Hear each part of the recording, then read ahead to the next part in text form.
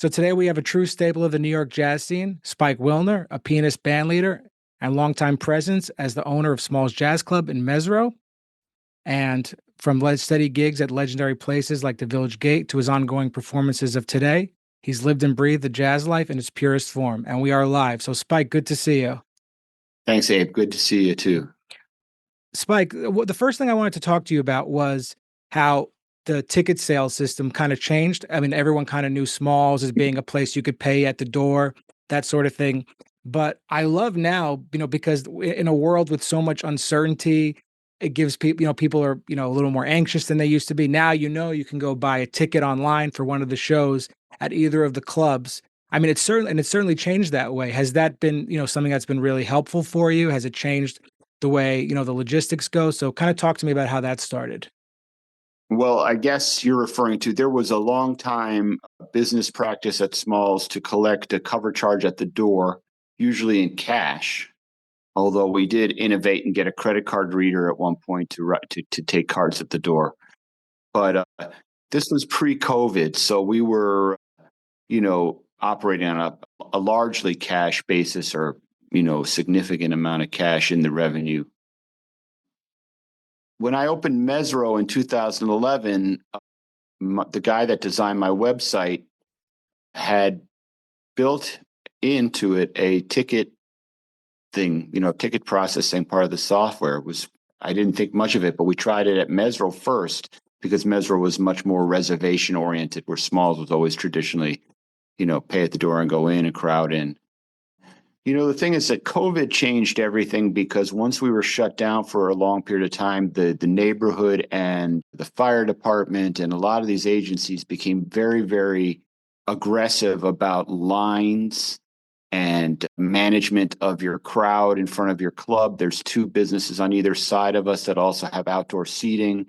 So it became imperative for us to change our operations somehow. And the online ticketing thing kind of solved the problem. We just basically kept it at our, there's a capacity that we're allowed and we sell a certain amount.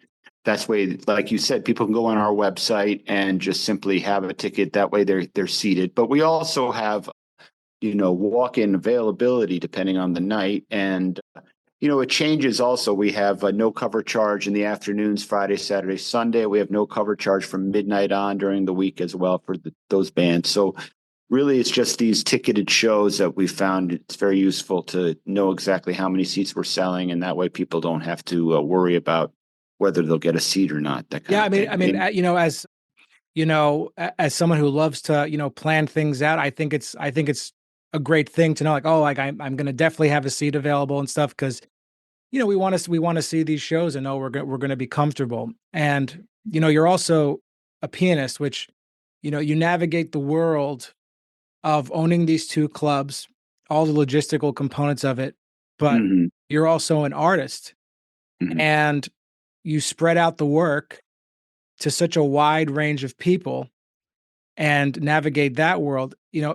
Talk to me a little bit about it's got to be a balancing act, because I know I'm a business owner also and player.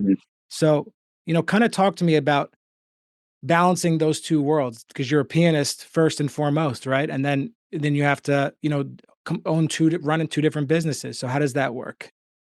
Well, first and foremost, I'm a father, actually. And first and foremost, I'm a human being on planet Earth with a responsibility to myself and my family and God. And, it's easy to get caught up in this idea of how important you are as a musician, because really you're not that important, I think. And jazz is a game for children to play and have fun. And when you're young and you're playing jazz together, it's a lot of fun. And well, it should be. And jazz is also profound because it's a spiritual pursuit. So it can lead to enlightenment, it can lead to epiphany, religious ones. And we've seen that in our great artists, someone like John Coltrane or somebody to that effect. And so it's a powerful medium. But as an instrument of making a living, it's really, that's for each person to decide. And I'm not really of the mindset that like touring most of the year around from club to club to club is the best lifestyle. Having done some of it, not like some of my colleagues, but I relish just sticking around. So operating the club for me has just been a kind of I'm very grateful to have had the opportunity to do it, like because it allowed me to stay present in the music that I love, but also, not have to necessarily rely on earning a living by playing gigs all the time or teaching. And, my commitment to practicing jazz piano has always been 100% since I was a little kid, and it never will stop. And whether I become famous from it or rich from it is not really, it's irrelevant. It's a spiritual pursuit for me. Now, I believe firmly that if you address your art as a jazz musician, as a musician, you address your instrument, you address your music daily through disciplined practice work and honest practice work, that you will invariably grow. There's nothing more powerful than the daily application of your mind to a task in a routine way. That's the most powerful tool we have as human beings. What musicians know, most people don't know, which is that you can practice every day and get better. Athletes kind of know that. Most people have no idea. But what's really cool about the idea of practice in the sense of being a jazz musician is that same principle can apply to your spiritual self. And you can practice spiritualism through the same means you would practice learning a bird solo, through repetition and concentration. And it's a very profound tool. So to answer your question, if you're a Mason, then they say 1/3 of your life to your family, 1/3 of your life to your business, 1/3 of your life to God, right? So that's there. And, that can be the case where you give 1/3 to your family, or if not more, should be more, and to your business, and then also to your art or God, whatever, like spiritual pursuit, there's always room in your life for it. I think what pollutes our day and age is that everyone's trying to commercialize art so that they can earn money from it or fame. And I think it's just really a horrendous mistake, because it leads to just, I think dying in poverty as an artist is not a great thing. Oh, I certainly not.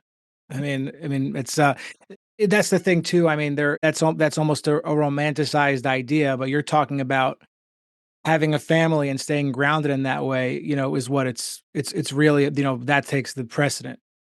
Well, I've known a lot of artists, great ones in my day. Many have now passed away. A lot of the greatest artists that I know were completely ungrounded and lived life in a way that was vicarious, and like they would just go balls to the wall or not give a shit about any ramifications of anything in their lives, as long as they could pursue their craft until they died. And I can think of artists that are, especially in the last few years, that I've lost, that were friends of mine like that. Then I'm too much of a coward in a way to live my art that way. And in a way, it's kind of a selfish way to live. I always just like becoming a dad later in life has opened my eyes to the idea of living a life for someone else rather than for yourself. And it also lends a freshness to art.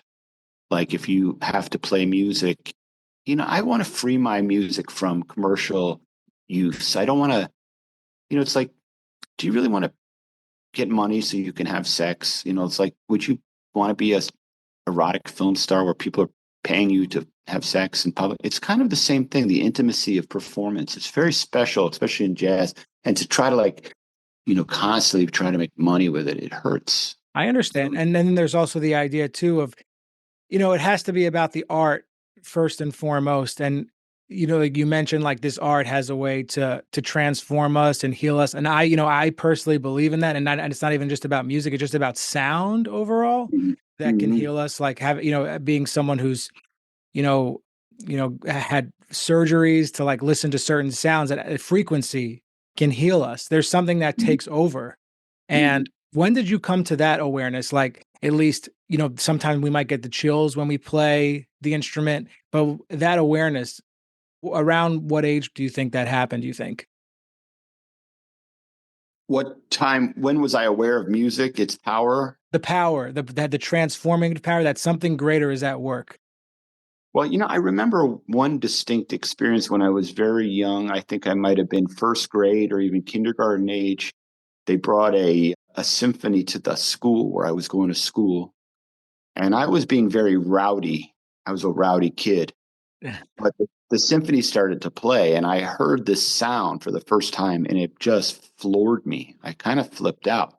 And actually, what ended up happening was the teacher misinterpreted it and tossed me out of the concert. And I was begging to go back in because Oh I couldn't. man. But I'll never forget that experience. The other thing is, I remember when I was really like maybe 12 or 13, there was a neighborhood kid who was my friend, and he played bass. And we started playing a little bit, jamming together. And I just remember the first time ever having the experience of connecting with another person in a musical experience. And it was really like, wow, this is so great. And then I didn't really know what to do. I was always like a natural pianist, self-taught. I went to college first for computers and then dropped out of that. And then I ended up going to the new school. And the new school, I was the very first year at the new school with some very illustrious people there at the time, and became my friends for life. Like, for example, Peter Bernstein and I were there. Brad Meldau was there. He's a very good friend of mine to this day. Larry Goldings, who named me Spike, by the way. We were college roommates at that time. And just a lot of great musicians came up at that right at that moment. That band, the Blues Travelers, with John Popper was there, and the Spin Doctors with Eric Schenkman and Aaron Comas. Those guys were there. Like great rock bands, great jazz musicians, all coming out of this one program. It was like 1986. What happened for me too was like I was not very. I mean, I was really new at playing jazz. It was only just like I had only gotten serious maybe a year or so, and when I got to the new school, I had to contend with Larry Goldings, who at age 18 was like, a fully developed jazz artist that Was it could. like you felt like you had to almost catch up in a sense because, Oh yeah, I mean, it was at first just shocking and then disheartening, but then I just kind of set my nose to the grindstone. I mean, like between Brad and Larry Goldings as my college class, it was kind of tough. I mean, these guys were both geniuses, and it was just like, wow. But I learned a lot. I mean, I lived with Larry, and Brad and I, like I said, grew up together in a lot of ways. And so I learned so much. And Samuel Hell was there, for example. I learned from this guy, and there were so many great musicians together that we really learned a lot. What happened with me though was like once I graduated, especially after college was over, I was faced with just what we had discussed, making a living as a musician, which I did. And of course, in my case, I spent a lot of time playing solo piano, hotel gigs, duos in restaurants, occasionally touring with bands like Artie Shaw, or you know, I once went out with Maynard Ferguson's band. Like I did a lot of big bands, but mostly my living was made in hotels and restaurants, did you honestly, have to cafes. do any gigs like as far as playing with pop bands, like weddings or anything like that? Or was it mostly, mostly jazz? Like, would you ever get the call oh, there's a wedding Saturday night, we're going to do all the hits, anything like that? Or Well, this was like 1990. At this time, there was still this network of what they called club date agencies. It was the club date scene. And when they said club date, they didn't mean jazz club, they meant country clubs, where they would be these band leaders that would get these big contracts to bring out bands. And you would play like the best of Count Basie, the best of like big band or like schmaltzy waltzes, like very traditional stuff that these people wanted to hear and dance to. You were doing a lot of dances, and it wasn't really pop. It's changed now to where people want to hear actual pop music at their events, but in these old days, still it was like this remnants. I mean, you put on a tuxedo. I used to wear a tuxedo. I had to own a few, and that was just the way you made a living. I remember like during this period when I hit about age 30 already, what was happening in my scene was I was present on the New York jazz scene there and playing, of course, and gigging around with great musicians, of course, just like local though for the most part. But I was also focused on studying. I was at part took place with I participated in Barry Harris's stuff and really put my mind to his concepts and kind of got around that. And then I kind of you know just I've always very keen to understand jazz. I spent a lot of time transcribing stuff. I went backwards in time. I started getting into Tatum, and then earlier Willie the Lion Smith and James P. Johnson. I started playing a lot of stride piano, The problem with the stride piano stuff is that you hit a wall stylistically. It just kind of ends up sounding dated no matter what you do. And also, like, you end up playing repertoire rather than like improvising. That's when I kind of met I met Harry Whitaker, my mentor, who was at that time playing in Arturo's, and Harry kind of opened me up to just the idea of completely spontaneously improvising and really just getting into that. And that was a very, very big moment for me where I realized that it was not really about playing anything particularly at all, but just about being there right in the moment. And simultaneously, what was happening to me at that time was a kind of a breakdown because, well, for one thing, my closest friends are like Brad Meldau and Larry Goldings and Peter Bernstein, and needless to say, Sam Yahel. And needless to say, all these guys are getting more and more famous at this time, very famous, and doing amazing things and going around doing things, and you can't help but put yourself in a place of comparison. And that became a ego crunch for me and turned me into a kind of an angry person, spiteful person, because I understand what you're saying because, like, I grew up, big, what are they, small, whatever, fish in a big bowl, that sort of thing. And then I went to Berkeley and it was just like, whoa, you know what I mean? So it's, this is just something that this happens naturally, happens well, to, well, at the time, it was a test for me, spiritual test, because what happened for me was that I was getting so angry and bitter. I had ruined a relationship with a woman at the time, and she had left me. And it finally dawned on me that I had to change my attitude towards the music, or I would end up quitting because it meant too much, especially with the ego. And the way you spoke in the beginning too, when you were talking about how we're so attached to ourselves as artists. A big thing I've been thinking about, and these things take time, like the word that came to my mind was detachment. Do we have to detach from everything to play? Do you think like, and almost like we need to observe ourselves? We have to let go of control. Is that what needs to happen? You think? you know what you have to confront the fact that there's no self whatsoever, and you got to stop thinking about it. And just the thing what's so nice about jazz is that if it's done correctly, then it's an automatic process that has nothing to do with you or your thoughts or your memories or anything. It just has to do with your reactions that are operating in a level far beyond what you normally do. Now, the question you have to ask yourself is, what is that? Like, if you have something that in you can take over and do something so quickly and efficiently, then you have to question what, quote unquote, you are and get to the essence of it all. Oh. Now, if you can get to that, then you really have something to say. The thing is, it's like, that's the Godhead. That's the non-self. That's the Godhead. That's why jazz is a Zen art, because we can achieve Zen with jazz. People understand that if they play. What keeps us away from the Zen of jazz is charts and And yeah, magazines and rankings.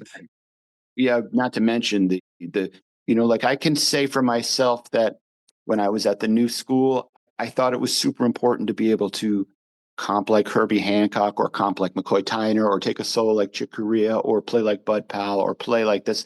And you ended up like having sessions where you say, let's do this tune from Blue Note Records, such and such, and do this exact arrangement. And there's an educational component that's great, like for sure interesting to check out how Horace Silver composed, to check out.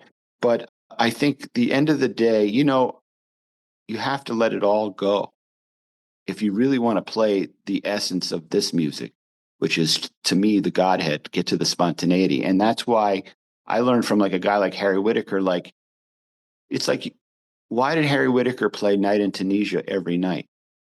Did he really like Night in Tunisia? Is that really like he's tribute to Dizzy? Does he care about Dizzy Gillespie? No, it has nothing to do with Dizzy Gillespie. It doesn't have anything to do with anything except that the changes, the form and changes are so deeply, deeply, deeply ingrained that the whole universe becomes open to him and all the musicians that can go in that world. The only other way around is to go completely free, and there's not many people that can really do that. That's very hard to do, even though people don't understand that. I had the experience one time playing with Ornette Coleman a couple of times where we played free for hours at a time. And I finally understood his genius by just experiencing him, which was to understand how he could create a world for musicians to participate in together in this free world. And I understood that no one else can do that. It's very, very rare. But we need these tunes as frameworks so that we can communicate together. There's very hard to not have a framework in jazz, or else you really can, but like if you're looking at a chart where everyone's got these hits written out, and you got to play these specific voicings at this time, and you got these odd bars, or you're playing this weird time, that's going to take you away from being spontaneous, and that's going to take away from the real. I mean, remember the real cornerstone of jazz is blues, and when I mean blues, I mean 12-bar form blues, which is like 4/4/4, and the ingrainedness of what that means, 1/4, 5/1. Like that's the shit. It's the fundamental. Like in Zen Buddhism, they teach you mu, and you have to do that forever. And you think, well, I'll master mu. You never master mu. It's just like the blues. It gets more and more profound as you practice it, but you can't master it. You can't master anything really. So it's just like, Have you ever read the work of Thich Nhat Hanh? Because you mentioned this, Zen Buddha. You know what I'm talking about? I do, yeah, sure, of course. He says the fact that you are alive, anything is possible. And I see a direct correlation to the music personally, because we see the infinite possibilities. It's I've always felt that like this is a representation, this music is a representation of the universe, what's possible. Do you ever think about, in that way, at least, like they run Well, to parallel? me, it's like universe. I don't know what that can be. The one thing is true is that, like, like you and I are at least, there's a reality where we live in, where we eat and we sleep and we nourish a body, right? And our physical actions have effect. We know that there's cause and effect. What's cool about jazz is it allows us to exist for at least a moment in a completely limitless world where you're only bound by sound. Like there's no form whatsoever. You don't have to even deal with forms. So you can be in this world of sound where my sound and your sound can mix. And what happens when my sound and your sound mix? Is it going to be great? Is it going to be awful? Could be either. You find the right guys where you put your sound with their sound, and then you make something that's like transcendent of one man. It's four or five, and then that's powerful. That makes me think, like in the old days, like if you could put, instead of having 30,000 people in a concert for, what's her name? That shit singer. You know who I'm talking about. I can't even remember her name. But imagine if we could get everybody in a stadium together with the same kind of mindset, the way a jazz quartet could play in some form that we could all follow together over and over again to achieve a massive sound of human spirit. Like that's, who knows what could get done in that way. Build the pyramids. It's like, it could be, we don't understand yet how that's why they want to keep us distracted. They're afraid that if we unify on that level, it could really become a world changing.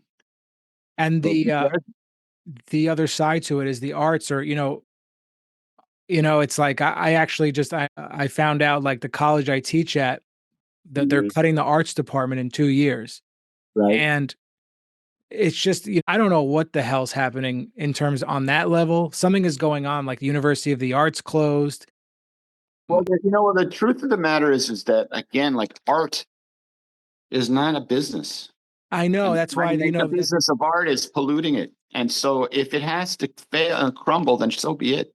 it's Like what if it is. universities are the only things that are preserving an art, then the art just shouldn't be around. You know what an art is like when a man picks up a guitar at the end of the day and plays a song for himself so that he feels solace. That can be art. And then like another thing is like if a woman can pick up an instrument and every day develop a theme. And then, like, if people want to get together and have this musical game, where like, hey, this song, I know this song too. Let's play it together. No, let's just see what happens and play it together. Great. Oh, that was fun. Cool. Let's try this. Like that's music game. Mhm, You know, if mhm. you have two wizards together playing music game, or three music wizards, then you're going to have some serious magic. You know. Yeah. So if I mean, it's out of our, if the universities crumble, so be it. But no, nonetheless, I was just talking to Mike Boone about this yesterday. Mhm. The one of the big problems with the whole university system in terms of learning jazz is that you might have, like, if you get a degree in jazz performance, you might have to perform for people maybe 2 or 3 times in 4 years. And when you leave, good luck because, once you're in front of people playing music and really creating, like, this has nothing to do with what you learn whatsoever. So I think, I'm kind of like whatever happens, happens in that way because they just have it backwards when it comes to being in Well, front of people. I mean, academics is say what you want. That's a whole other conversation, honestly, of like the value of academics. Jazz itself is not a college subject. That's what yeah, I understand. It's not meant to be. Yeah. And Mhm. I think the current musical education system is really is just not correct. Oh, I agree with you. Like Juilliard or the New School or these places. I don't understand why there has to be a division between classical and jazz as in two different schools. I think that like every person who's endeavoring to get a degree in music performance should have to play classical music and jazz together. And the skills that you get from classical reading and the strictness of that, and the skills you get from jazz playing, which is the ear training and the connection to your instrument, will only benefit both. And to divide it is complete idiocy and short-sightedness. Yeah. I mean, it is completely backwards in that sense. Someone was asking me, should I go to jazz school? And I told them, don't go to jazz school. Because I found out what Grant Stewart was doing with his program. I was like, you can do a program like that, get some private lessons, and just go play with as many people as humanly possible, and you'll be just fine. Yeah, the whole purpose of school, jazz school, is to put yourself in a community of like-minded artists so that True. you can learn and grow together, Mhm. hopefully with good guidance. Like when I was at the new school, I certainly had exactly that, like great, incredible teachers and a wonderful group of young musicians who became my lifelong friends. So that was a great benefit. And then later in life, right before I became the owner of Smalls, I went back to college at the State University of New York in Purchase under Todd Kuhlman at that time to finish my Master's of Fine Arts, which I did. And that was also a great experience. I was 40 years old at that time in my life going back to graduate school. And that was also a humbling experience, but a good one for me. And, I published a book at that time, thanks to Todd and Pete Malaverne. And then I bought Smalls, and then my life completely changed. Yeah. Right. Yeah. Your life, you say it like, my life completely changed, because we don't know where our life is going to go. I had mentioned before, I'd said, use the word surgery that I had because I wanted to talk to you. We spoke briefly about it, if it was okay. After I had a surgery, I couldn't play guitar for about 2 months. And the first Mhm. gig I did after my surgery was getting the chance to play with Anthony Pinciati. It was almost Mhm. like the going back after not playing for so long. It was like it made that performance even more special during the recovery. And you were his close friend, and he was part of your trio. And I'm terribly sorry, for your loss and everything. But Mhm. the jazz world lost such a tremendous player. You gave this beautiful. I saw it online. There was at the church when that whole honoring him. If you could convey to the listener, talk a little bit about him, what playing with him meant to you, your relationship personally, because and people don't understand like the level of musician he was. Well, Anthony was a special guy. He was kind of like I met him years and years ago when we were kids, and he was like exactly the same as he was probably the day he died, just dressed the same and same look and everything. And we started playing together then, and I can't even remember what year at this time. It was a long time ago. I had already become the. I've gotten involved with Smalls. I bought You Smalls in already the owner. 2007. Okay. So my first real trio with Anthony was probably around 2007, 2008, right when I became in there. And that led to a trio that I called the Ancient Aliens, and that was with Tyler Mitchell and Anthony Pinciati and myself. And that trio, we did a lot of touring and recording together over a long period of time. I can't say how many years, but I don't remember, but it was for a good amount of time, well into COVID and past. And then eventually I had to change the trio, and I had Paul Gill come in, who was also an old friend. And that became a trio that I called Contrafactus. And that trio did a lot of work together for years and touring, went to Europe, recording different guest artists and stuff. And that led up to just like our most recent project, which is just about to come out on Cellar Live in April, called it's called The Children and the Warlock, and it's actually a tribute to Harry Whitaker. Mhm. And That that's coming out, and that's going to be Anthony's last recording before he passed, with Paul Gill, Trio Contrafactus, and also George Garzone, the guest artist on that. And George is an unbelievable, and the record is really powerful. For me, it was like a great moment in my artistic career, but also tragic in that all the plans post record got scuttled because Anthony went to heaven. It was a shocking departure. And he was the kind of guy that every musician in town loved him. He was a consummate artist, drummer, could play every show perfectly with intuitive passion, without any showboating or any excess of anything. He was never complaining. You go on the road with him, and he loved to hang. He loved the hang, like just the cats and going to the bar and seeing the cats.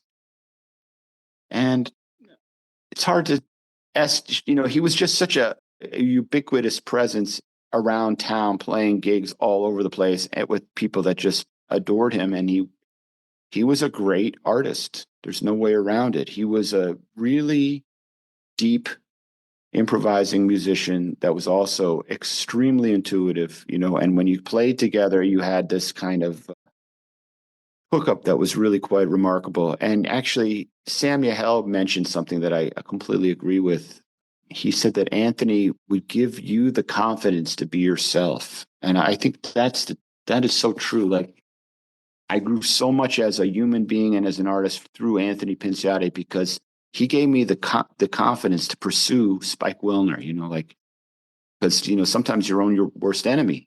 And we talk about the development as an artist, and what it takes to get through to a certain point where you finally find artistic self-realization, or a beginning to have confidence or something. Yeah, But you, I was a little nervous when I was going to play with him for the first time because I knew he was so tremendous and everything. But just by the person, just meeting him, there was none of that whatsoever. It was like I could just play and just I didn't have to. It was like, oh, what am I even worried about this for? This is such a gentle soul and is here for the right reasons. Mhm. So it's Cool. Yeah, it's a tragic loss. I mean, now it's like kind of just, time marches on. People are playing, the scene's on. For me, it's been an interesting period of trying different drummers out to see how it feels. And there's so many great musicians in New York that you can call. They're all great. Every drummer I've played with now is just off the chain. I did have a chance to play with Lewis Nash recently, a recording with Jesse Davis's quartet. And man, I have to say that was a transcendent experience to just play with a drummer like him. He was really just wonderful, wonderful musician. And who else have I played with recently on drums that I love? Well, Eric McPherson and I have been playing more. I played recently with Justin Faulkner too in oh, Philadelphia, and he's great. We had such a good night. I want to he's play more. dangerous And drummer. also Chris Beck, Hmm. who's I think very underrated drummer, but plays so wonderfully and swinging, tasty. So yeah, there's a lot of guys available, and that's just a handful of guys that are. There's I could name dozens more, but those are just guys I've recently played with. But it's interesting to just try to see. It's put me in a certain place musically where I just don't really know quite exactly what I'm trying to do yet. Was that when you played the trio with him? Is that the apex of you being as free as possible on the instrument? Well, I mean, you go when the best is yet to I come, think in life. But I'm just saying, like, if you ever feel like that. I don't know. I'm not going to say that's the apex. It's interesting is since he died, I've been able to, first of all, I've recently been able to put together my own personal studio. So I have a place to practice like at night and during the day. And it's kind of and it's put me in a practicing mode where I can make practicing part of my daily routine, regardless of what's happening. And a- after Anthony died, I started really practicing some different things I wanted to try and getting playing classical like I do. And I feel great at the piano. I mean, I feel better than ever now. I wish Anthony was alive now so we could get down because it feels great. Like I feel better than ever now, but he's dead. So that's it. So it's cool. And one day, I guess, that's true for all of us, but it's a damn shame. Yeah, I think, we're all gonna not be here one day, and this is. I mean, I don't think I think people just run from that personally, the discomfort of thinking about that. But I think in order to be free, we have to embrace the uncertainty. You have to, and embrace that fact. well, Uh, I do think that when it's time to act, you have to give your all, like, and that is pretty much every moment. But as a jazz musician, when it's time to play, you really, really play because you never know. Like, I mean, Anthony, that was his last record for the most part, I'd say. I don't know if there's something else, but as far as I'm concerned, that's his last record with me. And man, he's so great on it. It's just like he's playing his ass off every single second on there. And that's how he was. He was flouting death. He was the kind of guy that didn't give a shit about it. And he didn't live very healthily, I have to say. I'm not going to say specifically, but I felt like he was not living a healthy life as a human being. And I'm sad that he died. It's terrible. I think there's nothing you can say or do at this point. But, he just lived right in the moment as hard as possible. That's yeah. what I can say. He was a true artist. What I was going to ask you, I'm very, when there's nothing like Smalls. It's like an amazing place. It's just cool. There's just nothing like you can't really compare it to anything. Mezzrow is, when visually and just the room very, very different. Did you want to create something that was very different in that sense? Like, was this a thought, or how did you, think about designing it and everything? Like, was that a thought basically is what I'm asking? Like, we need to do something almost very different visually? Originally at the time that Mezzrow was coming around, there was a time at Smalls where we'd have these lines around the corner every night. At those days, Mitch would let the lines just go crazy around the corner, and it was so crowded. We began to think about a way to take the people that were in line and find another place to put them, like a holding pen kind of thing. And that basement across the street became available, and I thought about it. I went and had a tour, and I thought it would really be viable. And what I did at that time was I made a deal with a landlord who was very amenable, and it was like I took a short agreement on it, like a 3-month lease, basically, agreeing that if I could get a liquor license, that I would take a 10-year lease, but otherwise I would just pay him like a certain amount of rent. And, you know, he agreed to that. And then I went to work on getting a liquor license for the space, which was quite a challenge, but there was a lot of support for it. And I ended up getting it passed, got the liquor license, signed the lease. And then the next thing was like, the idea would be, well, at least originally for Mezzrow, what I thought would be that it was just a bar where people could come in and drink, and there was some guy in the corner playing piano and no one was really listening. Like I was really originally just like a piano bar kind of vibe, like I was used to in the old days. That was the And original thought. Yeah. Okay. that was the original thought. No cover charge. You just come and drink, hang out here, and then you go over to your show at Smalls. That was the original idea. And I remember I hired a Huda Sherry to come in and play for the first few weeks at Mezzrow. And I don't know if the layout of Mezzrow is kind of special because you have this front room that's like this ball, and then this long kind of tube, and then it opens to a bar. So the front part where the music is quite acoustically remarkable. And what was I'll be happening there was like, next week. I bought tickets to go hear Neil Miner and his trio, so I'll be there next week. I like to sit in that way. It's get the great yeah, it's acoustics. fantastic. It's amazing. It's acoustic heaven in there. But what happened was like Ehud would play, and everyone would just be sitting around listening to him like it was a concert instead of just drinking and talking. And I'd come in and see that, and I'd be like, wait a minute, what the hell's going on here? Like people are listening? Like why? And I realized that the sound was so profound and the piano sounded fantastic. So that's when we started to just, think about an actual venue operating as a venue on its own right with people coming from small city. the design of the bar itself, the look that you're asking about, I kind of copied Bradley's, really. I just like, what I liked was the darkness at Bradley's. If you remember, I don't know if you're ever in the old Bradley's, but it was just like a real mahogany bar with like a big old mahogany front bar and back bar, old, like a brass rail at the floor. And I just always had that kind of old New York bar idea in my mind. And I went to Philadelphia to this kind of reclaiming guy and bought the back bar at Mezzrow is actually an antique. It's like 1920s. And then the front bar, with the actual place where people sit, is just a rebuild. And then regular tables and chairs for the most part. But that was the idea. But what's happened with Mezzrow now is it's kind of become its own thing altogether. So it's really just almost an independent. For a long time, it was like dependent on Smalls for its own subsistence. But now it's really quite independent. Has been for a while.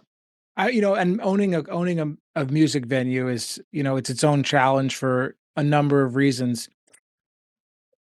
But there's so much support too from artists, and that when people, musicians who want to play, and the audiences who want to hear it. Is it, has it become more stressful owning two businesses? Are you able to kind of almost combine them into one thing in a sense that say, oh, one just grew? But like, talk to me a little bit about that, because I would imagine that, your world 100% changes when you own two venues. So what about the stress with that? Well, truth be told, you said it correctly. Like Mezzrow and Smalls essentially run in tandem. It's like the same suppliers, the same staff. I use one payroll for both clubs, kind of thing. And Jeff, who's my GM right now, oversees both. So really, like all my staff members right now, especially this current incarnation of my small staff, is really like a very capable group of people who can easily work on either side of the street without any problems. Yeah, and they're right across the street, just across Seventh Avenue. Yeah. So in a lot of ways, one club is an extension of another. There's really no doubt about it, and it always has been that. So as far as extra stress, there's really not that much extra stress. Like the most stressful experience I've ever been through was COVID, like having the shutdown. I know they were coming. They were trying to shut down the number of people, that sort of thing, with you guys.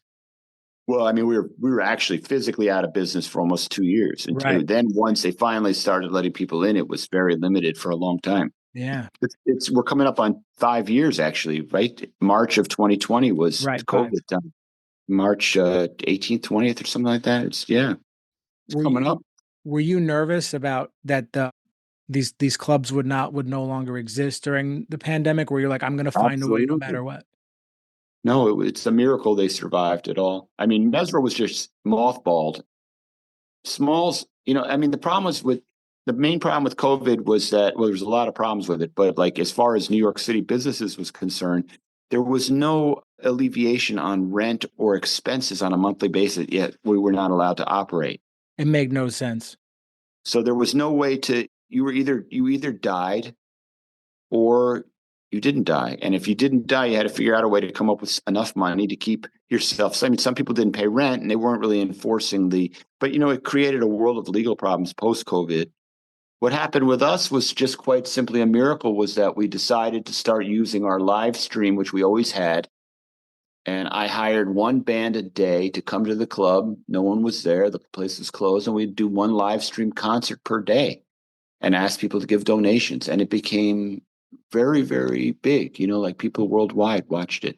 And what happened is we started getting an outpouring of revenue. I had a not-for-profit that I had created primarily as a tool for keeping my archive alive. But at that time, at COVID, it became critical for fundraising, for the way it allowed people to just give money to Smalls, which we used then for things like keeping a shoestring staff, like, for example, Jeff and Andrew Kushner and Panathanatos, those guys stood hard.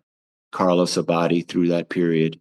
They came through in the clutch during a time when it was extremely challenging, and I kept them on payroll through that. And then, paying some rent, paying a band every day. Like we just try to keep alive, trying to keep our name alive. And well, because many clubs closed during the pandemic, like just not closed just their clubs, doors. Restaurants, bookstores, cafes, little shops, anything that was like a mom and pop store was gone. Everything got boarded up. It was just a disaster. Yet you were still expected to pay your, $10,000 a month rent or whatever it was. Now, I mean, like I said, we just paid our rent through the grace of God because we got people that gave us money. And I in fact, understand. No, my studio that I rent where I'm recording, like they didn't want to do anything. They're just like, oh no, you have to pay your rent. Yeah, that's it. No, you got to pay that's your how it rent. was in New York. It was an absurd, if not intentional. I don't know what their purpose was, and I don't dare speculate. And again, that gets into our realm. What I said earlier, I don't want Yeah, to no talk problem. We politics. don't have to go into that. But Yeah. it was just a very challenging time. Coming out of it after it's over, finally, once all the weirdness with the testing and the masks, and finally over. Now it's back to its vibrant self. And what's happening now for us is we're realizing that early sets are really popular. So like we started on the weekend at Smalls, Friday, Saturday, Sunday, a 6 p.m. show. Actually, we have also our 2 p.m. jam sessions, which are very popular. But I think we're going to adopt a 6 o'clock start time across the board at both clubs, probably by May. Mezzrow just started, and I'm going to make the same thing at Smalls, where the doors will be 5:30 and our first set's 6 o'clock. Well, that's the thing too. It's like more artists can perform. It's like there are certain clubs where it's just two sets. They'll keep the same band, and like you have, and that's the thing. Like those sets are usually either 8 or 10 o'clock or 7 and 9. But you're going all through from 6 o'clock all the way until after Just midnight. started Yeah. six. Well, we used to try to do 7:30, 9, 10:30, and 12. But what we found out was that the 12 o'clock set, except for say Saturday nights, no one was buying a 12 o'clock ticket anymore. Like those days are gone. Like the old days, that would be no problem. And now no one's going out at midnight. So we tried flip it on the other side. We did 6 o'clock and 7:30. I bought a ticket for a midnight set last week, but I like to buy tickets. I like to know that I'll have a seat. Huh? But I think it's